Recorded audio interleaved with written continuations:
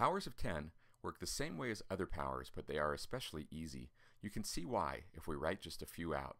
Let's start with 10 to the 0 power, which, like any number to the 0 power, is 1. Next, remember that any number to the first power is itself, so 10 to the first power is equal to 10. Now we continue to higher powers. Remember that the power tells us how many times we multiply the number by itself. So 10 to the second power equals 10 times 10, which is equal to 100. 10 to the third power is 10 times 10 times 10, or 1000.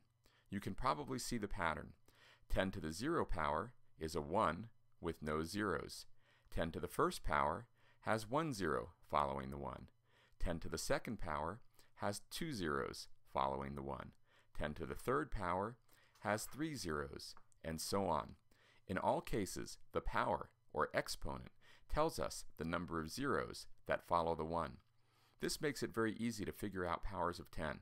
For example, if we want to write 10 to the 8th power, we don't have to go through all the multiplication. We can just write a 1 followed by 1, 2, 3, 4, 5, 6, 7, 8 zeros. Now we put in the commas by backing out 3 at a time, and we see that 10 to the 8th power is 100 million. Powers of 10 are very useful for writing large numbers. For example, it's much easier to write a trillion as 10 to the 24th power than to write a 1 followed by 24 zeros. The only problem with powers of 10 is that they can make it seem almost too easy to write incredible numbers. Consider the number 10 to the 100th power.